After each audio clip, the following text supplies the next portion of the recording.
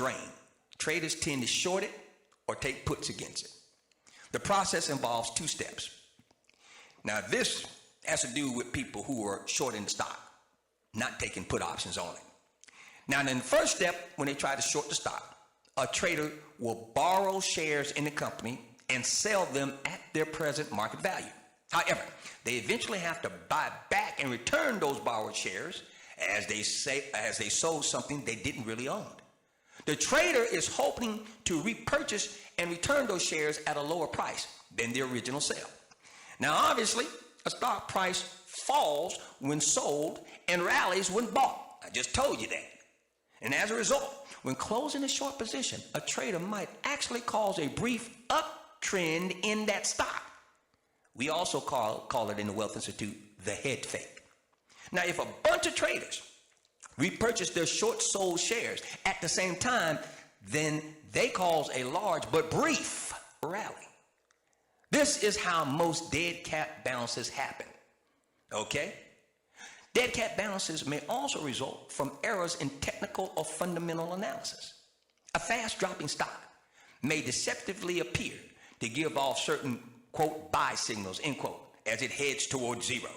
For example, a failing company may appear to have a low PE ratio or price to earnings ratio and a stock price trajectory that shows a trend reversal pattern. And out of context, both of these signals are good things for a stock. But they can also happen naturally as a business nears the end of its life, like Sears. Thus, and also J.C. Penney. Thus, a typical algorithm, okay, may be fooled into thinking that a stock is rallying just before it goes under.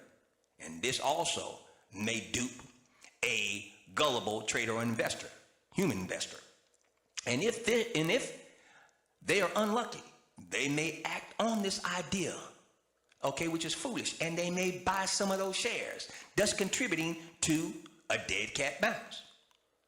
Now, how do you, me, we, the ASK THE WIZ Wealth Institute family and listeners alike, how do we differentiate between a stock that is actually going to rally off of a fall and a stock that is just delaying the inevitable?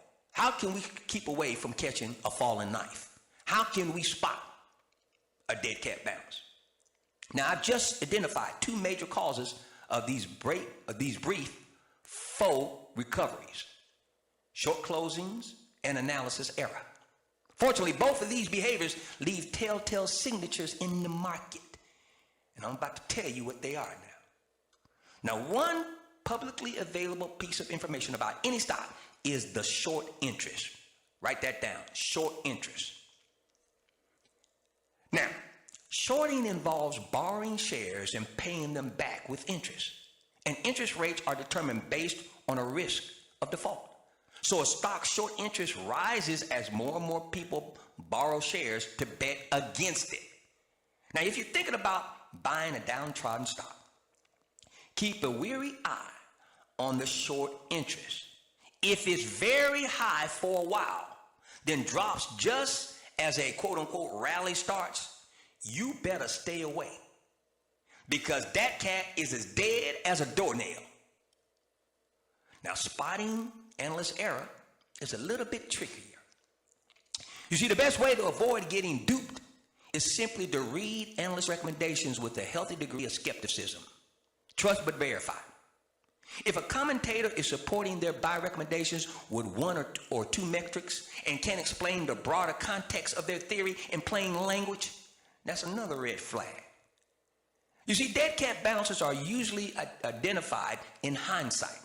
They can last for hours or months, depending on the companies in question and that company's situation. So as a result, not every abortive rally can be flagged as such at that time. So this is what we need to do, family members, and this is what we will do, and this is what we have done. We will continue to use caution when thinking about actualizing a position in a particular company that is indeed in a precarious state. These